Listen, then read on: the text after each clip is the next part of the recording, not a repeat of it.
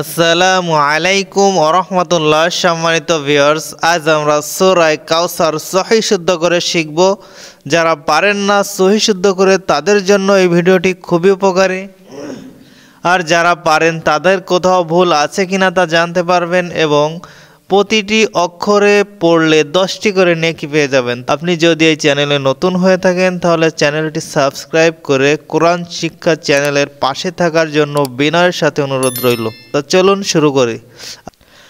আউযু বিল্লাহি মিনাশ শাইতানির রাজীম। বিসমিল্লাহির রহমানির রহিম। ইন্না আ'তাইনাকাল কাউসার। ইন্না, এখানে হামজা নুন জের ইন নুন আলিফ জবর না, এখানে নুনের উপর তারজিদ বলে গুন্না, এবং এই নুনে যে জবরের বাম পাশে খালি আলিফ এক আলিফ ছিল, কিন্তু বামে এই হামজা আসার কারণে 3 আলিফ পরিমাণ টানতে হবে। ইন্না আ'তাইনা, এখানে যে নুনের উপর খাড়া জবর আছে বলে 1 আলিফ পরিমাণ টানতে হবে, আর কোনো টান নাই এখানে। ইন্না আ'তাইনাকাল কাউসার। ইন্না আ'তাইনাকাল কাউসার। ইন্না আ'তাইনাকাল কাউসার। ফাসাল্লি লিরাব্বিকা ওয়ানহার। এই আয়াতে কোনো টান হবে না, কোথাও কোনো টান নাই, অর্থাৎ মাদের হরফ নাই। ফাসাল্লি লিরাব্বিকা ওয়ানহার।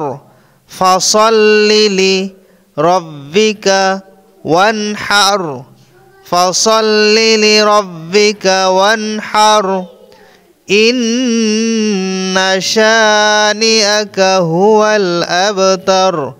ইন্না, এখানে নুনের উপর তারজিদ গুন্না করে পড়ে ইন এরকম ধরে রাখতে হবে, একে গুন্না বলে। শানিআকা, শিন আলিফ জবর শা, জবরের বাম পাশে খালি আলিফ, মাদের হরফ 1 আলিফ টানতে হবে। ইন্না শানিআকা হুয়াল আবতার। হুয়াল আবতার। ইন্না শানিআকা হুয়াল আবতার। কোরআনে কারিমের এই ছোট্ট সূরাটি পুরোপুরি একবারে একসাথে তেলাওয়াত করি। এবার চলুন আমরা পুরো সূরাটি একসাথে তেলাওয়াত করি। বিসমিল্লাহির রহমানির রহিম। ইন্না আ'তাইনাকাল কাউসার। ফাসাল্লি লিরাব্বিকা ওয়ানহার। ইন্না শানিআকা হুয়াল আবতার। ভিডিওটি বেশি বেশি শেয়ার করবেন এবং একটি লাইক দেবেন। একটি লাইক দিলে কি হয় জানেন? আপনার এই লাইক এবং কমেন্টের কারণে এই ভিডিওটি ইউটিউব আরেকজনের কাছে পৌঁছে দেবে এবং তারাও শিখতে পারবে।